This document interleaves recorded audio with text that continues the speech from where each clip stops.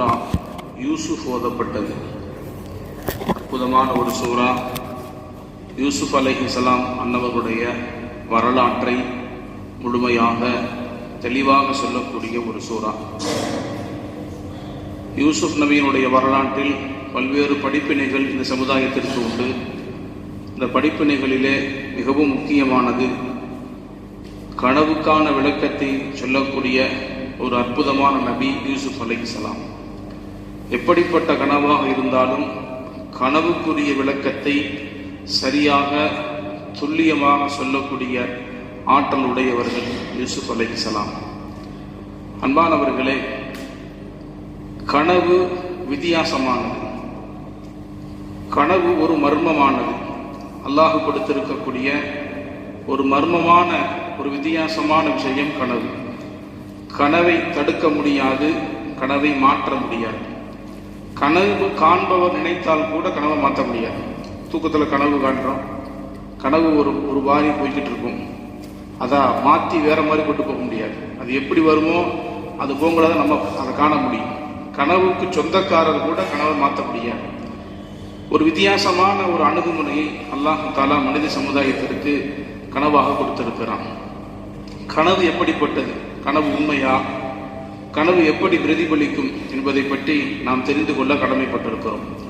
பெருமானார் ஸல்லல்லாஹு அலைஹி வஸல்லம் அவர்கள் சொன்னார்கள், இதா ரஆ அஹதுக்கும் மா யுஹிப்பு ஃபலா யுஹத்திஸ் இல்லா மா யுஹிப்பு. உங்களிலே ஒருவர் கனவு கண்டால், நல்ல கனவாக இருக்குது, மனம் விரும்பக்கூடிய கனவாக இருக்கிறது என்று சொன்னால், தான் யாரை விரும்புவாரோ, தனக்கு பிரியமானவர்களை, தன்னை நேசிக்கக்கூடியவர்களிடத்தில் மட்டும் அந்த கனவை சொல்லணும். எல்லாத்துக்கிட்டையும் போய் கனவை சொல்லக்கூடாது. அவர்கிட்ட சொன்னால் கரெக்டாக இருக்கும் என்று இருந்தால், நல்லடியார்களிடத்தில், நமக்கு பிரியமானவர்களிடத்தில் அந்த கனவை போய் சொல்லணும்.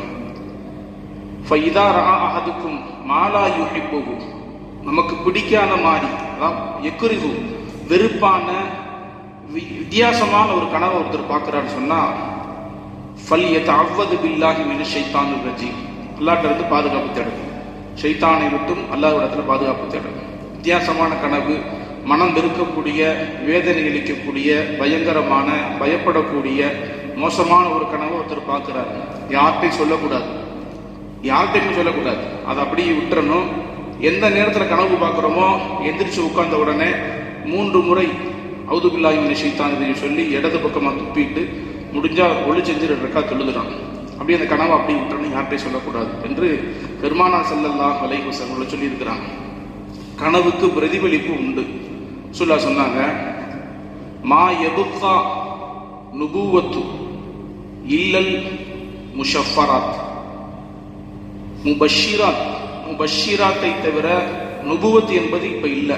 நுபுவத்துன்னு சொன்னா நபிமார்களுக்கு அல்லாஹ்வின் புறத்திற்கு வரக்கூடிய வகி, சமுதாயத்திற்கு தேவையான சட்டதிட்டங்கள், வழிகாட்டுதல் எல்லாம் மலக்குகளின் மூலமாக வகியாக வரும். அது நபிமார்களுக்கு வழங்கப்பட்டு நபிமார்கள் நமக்கு சொல்லுவாங்க. அது முடிஞ்சு போச்சு. ஆனால் முபஷிராத்து பாக்கியா இருக்கு. உலக மொழியின் கால வரை முபஷிராத்து இருக்குன்னு சொன்னாங்களாம்.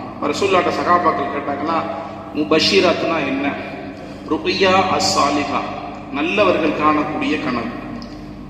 சமுதாயத்தில் வாழக்கூடிய இறைநேசர்கள், நல்லவர்கள், மார்க்க அறிஞர்கள் காணக்கூடிய கனவு நுபுவத்திற்கு ஈடானது.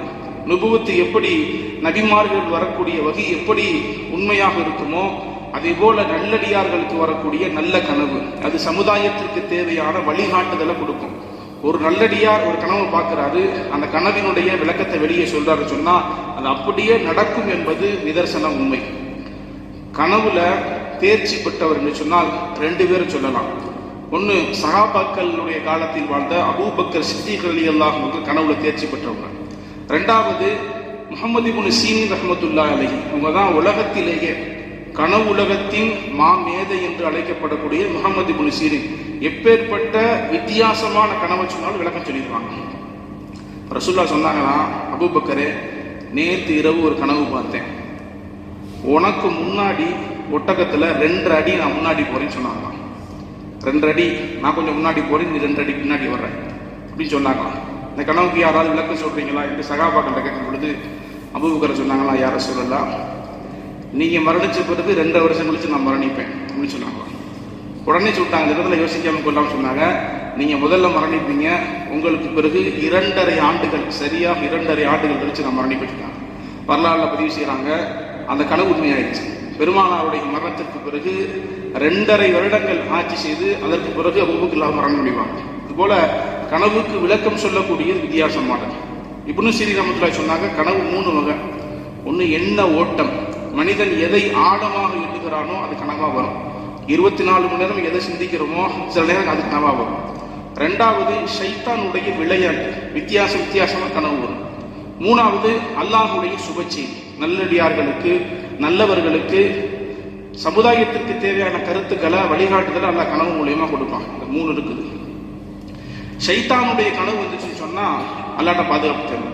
ஒரு சஹாபி ரசூலுல்லாஹ் வந்து சொன்னாங்க, ரசூலல்லாஹ் கனவு பார்த்தேன், என் தலை தனியா கலந்து போய் தரையில ஓடுற மாதிரி கனவு பண்ணேன். அந்த தலையை எடுத்து மேலே வைக்கிறான்னு கூட தலையை பிடிக்க முடியல, அது வேகமாக போய்கிட்டே இருக்குன்னாங்க. கொஞ்சம் தூரம் போனப்போ தலையை தூக்கி வச்சுட்டேன்.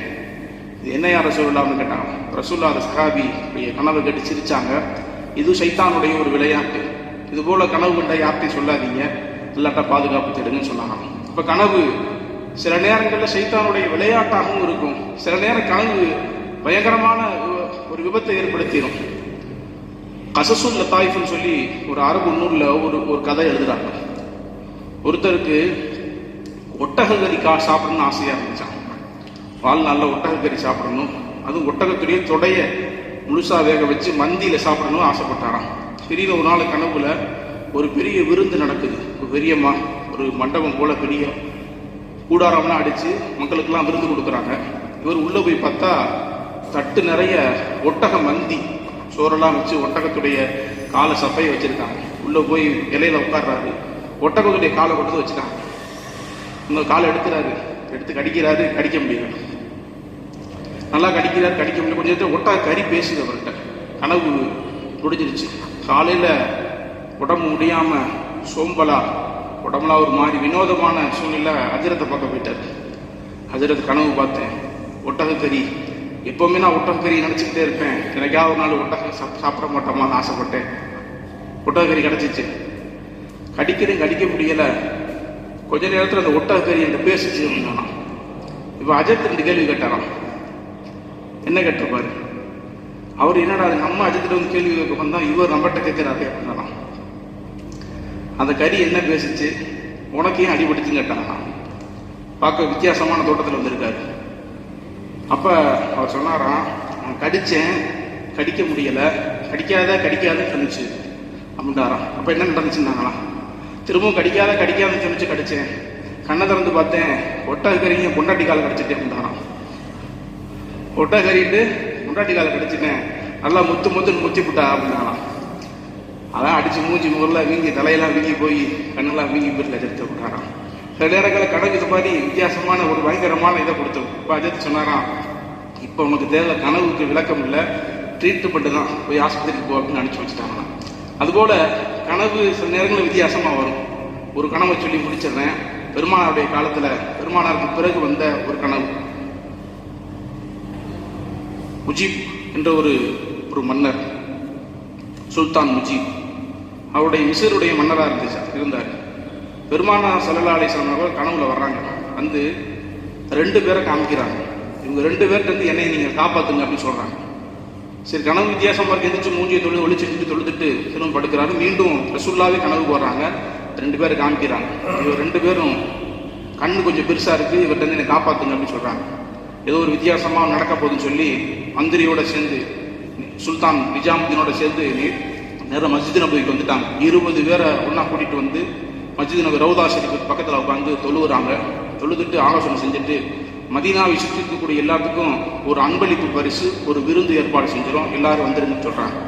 எல்லாரும் வர்றாங்க, பார்த்துக்கிட்டே இருக்காங்க. அந்த கனவுல பார்த்த நபர் வர்றாங்க, யாருமே வரல. கடைசியா சொன்னாங்க, விருந்துக்கு யாரெல்லாம் வரல அப்படின்னு கேட்டாங்களாம். எல்லாரும் வந்துட்டாங்க, ஒரு 2 பேர் மட்டும் கூடாரத்தில் இருக்காங்க, வரலைன்னு சொன்னாங்க. நேராக போய் கூடாரத்தில் பார்த்தா அந்த 2 பேரும் கனவுல பார்த்தது 2 நபர்கள். இப்போ ரசூலுல்லாஹ்வை பாதுகாக்கணும்னு சொல்லி ரசூலுல்லாஹ் சொல்லியிருக்காங்க. ஆனால் இவங்கள்ட்ட எந்த வித்தியாசமான ஒரு சூழலும் இல்லை என்று ஆராய்ச்சி செய்கிறாங்க. அவர்கள் தங்கி இருக்கக்கூடிய கூடாரத்துக்குள்ள போய் பார்த்தா ஒரு முசல்லா, அதுக்கு கீழே ஒரு பாயி, ஒரு மரக்கட்டை போட்டிருக்கு. வித்தியாசமான ஒரு சூழலை பார்த்த உடனே முசல்லாவை தூக்கிட்டு கீழே பார்த்தா ஒரு பெரிய குழிக்குள்ள இறங்கி பார்த்தா அந்த குழியினுடைய முடிவு ரசூலுல்லாவுடைய ஜனாசா, அந்த உடம்பு வரை இருக்குது. ரசூலுல்லாவுடைய அந்த சடலத்தை, ரசூலுல்லாவுடைய முபாரக்கான அந்த உடலை திருடுவதற்காக கிறிஸ்தவர்கள் செய்த ஒரு மிகப்பெரிய சூழ்ச்சி கிதாபுல பதிவு செய்யறாங்க. மிகப்பெரிய முக்கியமான உண்மையான வரலாறு. பார்த்தா கீழே பாதாளத்தை போல குழி தோண்டு போயிருக்காங்க. இவர் 2 பேரையும் பிடிச்சி கேட்கறாங்க, எப்படி வந்தீங்க, யார் உங்களை அனுப்பிச்சு வச்சுன்னு கேட்கும் பொழுது, யூதர்களும் கிறிஸ்துவர்களும் பணத்தை கொடுத்து எங்களை அனுப்பிச்சு வச்சிருக்காங்க, முஸ்லீம்களை போட வேடம் போட்டு நாங்கள் மக்காவுக்கு போயிட்டு மதீனாவுக்கு வந்தோங்கிற உண்மையை சொல்றாங்க. எப்படி குழி தோண்டினா இரவு முழுக்க குழி தோண்டுவாங்களாம். குழியை தோண்டி இரவுல யாரும் தெரியாத நேரத்தில் ஜன்னத்துல் பக்கீல போய் மண்ணை போட்டு வந்துடுவாங்களாம். பெருமானாருடைய இன்னும் ஒரு 3 நாள் வெயிட் பண்ணிட்டோம்னு சொன்னா ரசூலுல்லாவை தொட்டிருப்பாங்க. அவ்வளவு நெருக்கத்தில் குழியை தோண்டி பிடிச்சிட்டாங்க. கரெக்டா சரியான நேரத்தில் வந்து காப்பாத்திட்டாங்க. இப்ப சொன்னாங்களாம், குழியை தோண்டிட்டீங்க, அதற்கு பிறகு அவருக்கு தண்டனை கொடுக்கப்பட்டு ரசூலுல்லாவுடைய அந்த அடக்கஸ்தலத்தை சுத்தி ரொம்ப தூரம் ஆழமா குழி தோண்டப்பட்டு சுத்திலும் அலுமினியங்கள் ஈயங்கள்லாம் காய்ச்சப்பட்டு யாராலையும் உள்ள தோண்ட முடியாத அளவுக்கு பாதுகாப்பு வழங்கும். இப்ப யார் நினைச்சாலும் உள்ள போக முடியாது. ஃபுல்லா மோல்டு பண்ணிட்டாங்க. ரவுலா ஷரீஃபுக்குள்ள அந்த நாட்டினுடைய மன்னர் நினைச்சாலும் உள்ள போக முடியாது. ரவுலாவை சுத்தி இருக்கக்கூடிய ஒட்டுமொத்த சுவரும் மோல்டு செய்யப்பட்டது.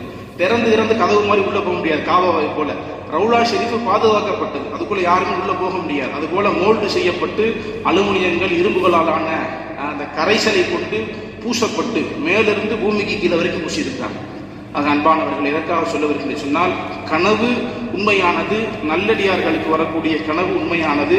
கெட்ட கனவுகளை கண்டால் சைத்தானிடம் அல்லாஹ்விடமிருந்து சைத்தானிடத்தில் பாதுகாத்திடும். அல்ல ரஹ்மான் நல்ல கனவுகளை மட்டுமே தந்து நமக்கு நல்லதொரு அனுபவத்தை தந்தருவானாக. நவைத்து சௌமகதி அன்னதாயி ஃபருதி ரமதான ஆதிகி சனந்தி இல்லாஹ் தஆலா. இந்த வருடத்தில் ரமதான் மாதத்தில்